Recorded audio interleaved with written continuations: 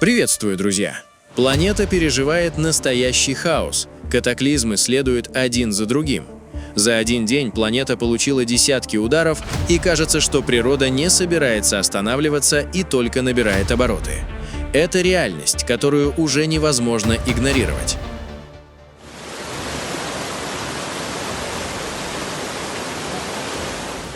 Вчера город Тангеранг в индонезийской провинции Бантен столкнулся с последствиями разрушительного наводнения, вызванного затяжными муссонными ливнями и выходом из берегов местных притоков рек Чисадана и Анке. Стихия нанесла удар по жилым и промышленным зонам города, превратив ключевые магистрали в полноводные реки и парализовала транспортное сообщение в агломерации Большой Джакарты. Уровень паводковых вод в наиболее пострадавших районах, таких как Чилидук и Периук, поднялся от 40 сантиметров до 1,5 метров. Сотни жилых домов оказались затоплены, что заставило тысячи человек экстренно покинуть свои жилища и переместиться в пункты временного размещения, организованные в зданиях мечетей и правительственных центров.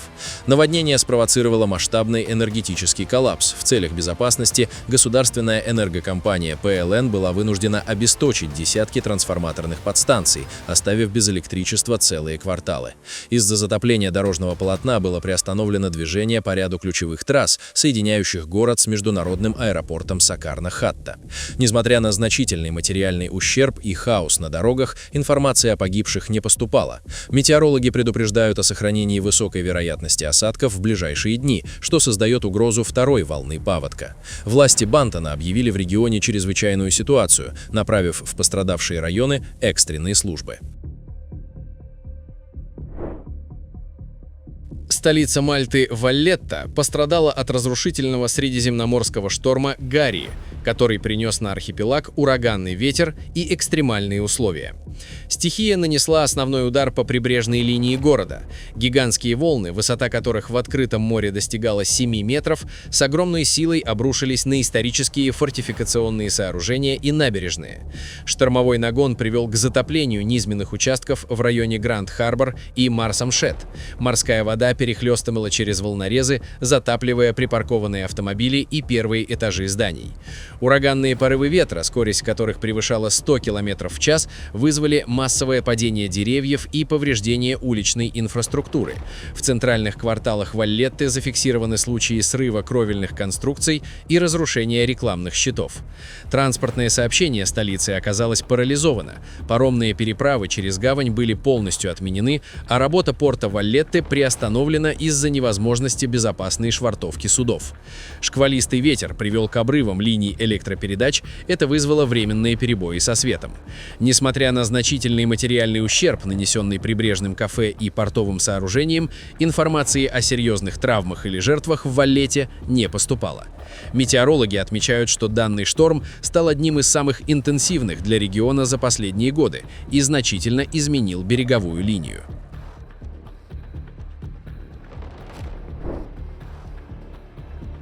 22 января болгарский город Русе и прилегающие районы Русинской области оказались в эпицентре погодного хаоса, вызванного интенсивным ледяным дождем. Резкое падение температуры на фоне высокой влажности привело к мгновенному обледенению дорожного полотна, тротуаров и объектов инфраструктуры. Метеорологические службы объявили желтый уровень погодной опасности. Обледеневшие улицы стали причиной массового травматизма. Десятки жителей города обратились в больницы с переломами и ушибами, полученными в результате падений. На фоне непогоды возникли перебои в работе транспортной инфраструктуры. Движение по ключевым магистралям, связывающим Русе с центральной Болгарией и границей с Румынией, было фактически парализовано. Из-за ледяного панциря на дорогах зафиксированы многочисленные аварии, что заставило дорожную полицию ограничить движение большегрузного транспорта и призвать водителей к максимальной осторожности. Аварийные бригады до сих пор устраняют обрывы линий электропередач, вызванные весом льда на проводах.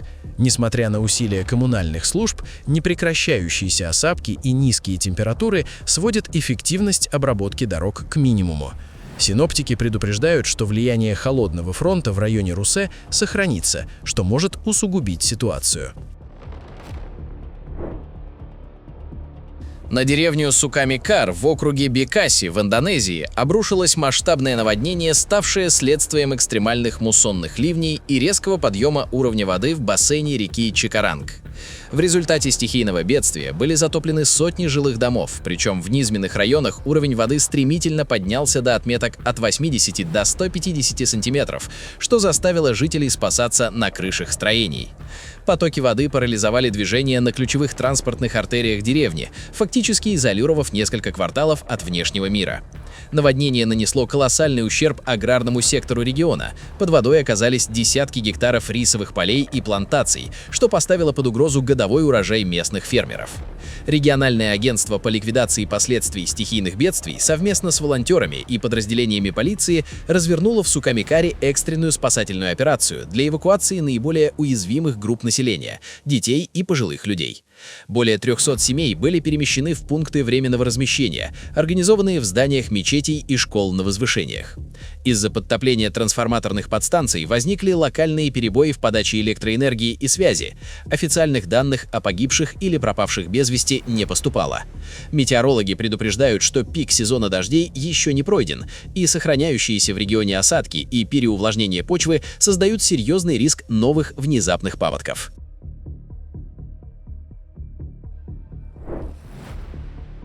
Побережье озера Мичиган превратилось в монументальную ледяную инсталляцию, ставшую следствием экстремального арктического вторжения, охватившего север Соединенных Штатов.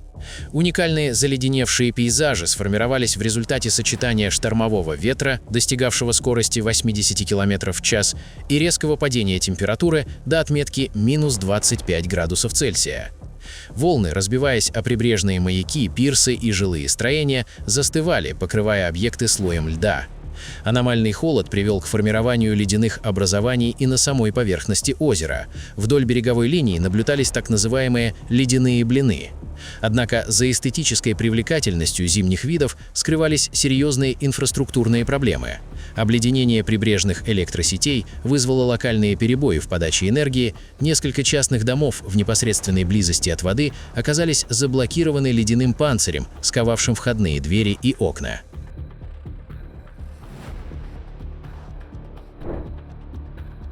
Жители прибрежного округа Дидим в турецкой провинции Айдын вчера стали свидетелями возникновения водяного смерча, сформировавшегося в акватории Эгейского моря. Вихрь возник в разгар сильного шторма, охватившего все западное побережье Турции, и в течение нескольких минут двигался параллельно береговой линии, вызывая своим видом панику среди очевидцев на набережных и в прибрежных кафе. Гигантский водяной столб, соединивший грозовые облака с поверхностью моря, сопровождался шквалистым ветром и интенсивным ливнем. Водяной смерч так и не вышел на сушу, тем не менее вызванное вихрем волнение и резкие порывы ветра нанесли ущерб рыболовецким судам и маломерным лодкам, пришвартованным в марине Дидима.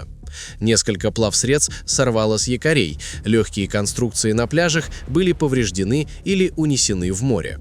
Службы береговой охраны и управления по чрезвычайным ситуациям заранее ввели запрет на выход в море, что помогло предотвратить человеческие жертвы среди моряков и туристов.